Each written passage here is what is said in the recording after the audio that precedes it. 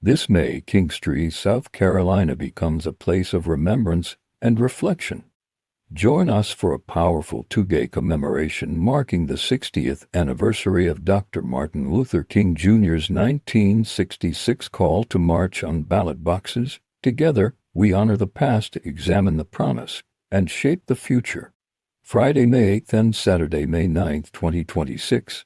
For more information, contact C. Williams Rush at 803-397-1859. All right, everybody, welcome in. Let's get into it tonight. Update on the war in Iran.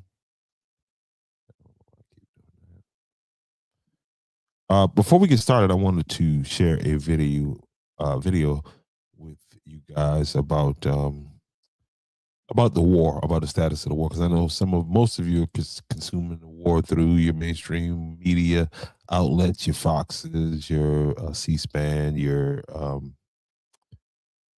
CNN, CNBC, that type of stuff. But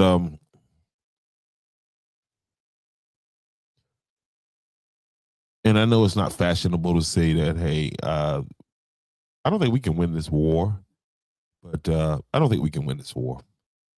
And I think we bit off a little bit more than we can chew. Okay. I'm not going to sit up here and play expert, but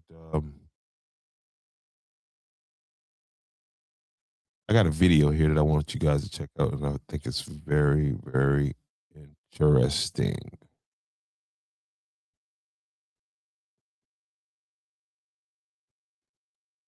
Four minutes and 20 seconds. That's how long it took for Iran's newest hypersonic missile to travel from a launch site outside Tehran to a military target in central Israel. Not 10 minutes, not 15 minutes, 4 minutes and 20 seconds. From ignition to impact, launch detected to explosion, warning issued to destruction completed. And here's the detail that makes every Israeli civil defense planner want to resign immediately. Israel's missile alert system requires 6 minutes to complete its full warning cycle, detect the launch, calculate the trajectory, determine the impact zone, transmit alerts to the affected areas, sound the sirens, get the population into shelters. 6 minutes? The missile arrives in 4 minutes and 20 seconds. It hits 1 minute and 40 seconds before the warning system can finish telling people to take cover. The Fatah-2, that's what Iran is calling. Hey, this is from a channel called Collapse Codex. That's Collapse Codex. Please go and check out the entirety of this video. I'm only going to play a few more seconds of it. It a hypersonic glide vehicle with a range of over 400 kilometers and a speed that Israeli radar operators initially refused to believe when they saw it on their screens. Mach 15. 15 times the speed of sound. That's 11,500 miles per hour. That's 1 miles per second. The distance from Tehran to Tel Aviv is 990 miles. Do the math. At 1 miles per second, 990 miles takes 4 minutes and 20 seconds. And there is no defensive system currently deployed in Israel or anywhere else that can reliably intercept a target moving at Mach 15 while maneuvering during its terminal approach.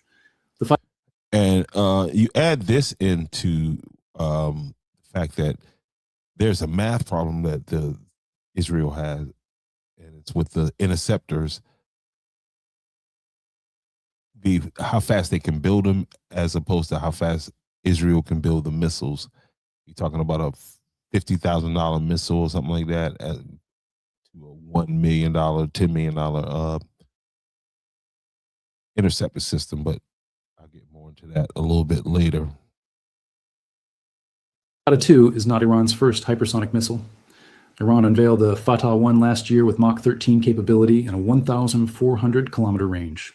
The Fatah-2 is the upgraded variant, same range, higher speed, better maneuverability, and most critically, a maneuverable re-entry vehicle that changes its flight path multiple times during descent. That last feature is what makes interception mathematically impossible with current technology. Here's how missile defense works when it works. A radar detects an incoming missile. The system calculates where that missile will be in 30 seconds, based on its current trajectory and speed. An interceptor launches toward the predicted intercept point. The interceptor arrives at that point, at the exact moment the incoming missile is supposed to be there. They collide. The threat is neutralized. This works when the incoming missile follows a predictable ballistic arc. It does not work when the incoming missile changes direction mid-flight. The Fatah-2 doesn't fly a ballistic arc, it glides. After the initial boost phase, the missile separates from its rocket booster. There's a glide phase where small control surfaces adjust its trajectory continuously. Not huge course corrections, small adjustments, 5 degrees left, 3 degrees right, 2 degrees down. Each adjustment is tiny, but each adjustment means the missile is no longer where the defensive system predicted it would be. And when you're trying to hit a target moving at Mach 15, being wrong by 3 degrees means missing by miles. All right, and so he said that this thing has a capability of travel in 1,400 kilometers. For those of you who are not that sharp on that, that translates to 869, basically 870 miles. That's how far this rocket travels at hypersonic speed. Hello.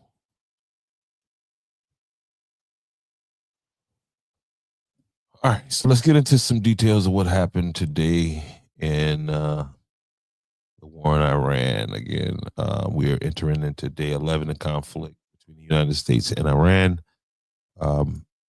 Fighting continues across multiple fronts, heavy airstrikes inside Iran.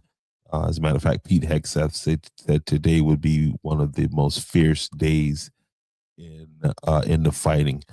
I guess their plan is to try to break the will of the Iranian people. And from what I can see, everything they're doing is having the opposite effect of that. Missile and drone attacks across the Middle East, naval confrontation in the Persian Gulf involving the ship that I used to be on, guys. USS Abraham Lincoln. There was actually reports that the Iranians were putting out reports that they had sank Abraham Lincoln. But that was quickly dispelled, of course. The most intense bombing of the war, of course, I just said that reports indicate. Overnight strikes in Tehran were among the heaviest of the conflict so far, where dozens were killed near the capital during bombardment. The U.S. and Israeli forces have reportedly hit over 5,000 military targets during their campaign, destroyed missile sites, radar systems, and naval vessels. Again, this is all one-sided information. It's just what I have to go on right now. Iran, again, has continued to launch a major offensive across the region, attacking American allies. Of course, Israel is getting hit hard. U.S. bases in the Gulf, Bahrain, Kuwait, and other regional allies. Several attacks have been intercepted, but some have caused injuries and infrastructure. And as long as this war continues to go on, that number is going to rise. And every night since we've been doing this, you guys have been hearing me talk about the Straits of Hormuz, and the impact that it's having on you and me here stateside when it comes to our gas prices, and why that strait is so significant. And it continues to be a choke point. Anytime conflict happens in that region, that's that one you can damn near guarantee that name's going to come up, right? You can damn near guarantee you're going to see that name right there.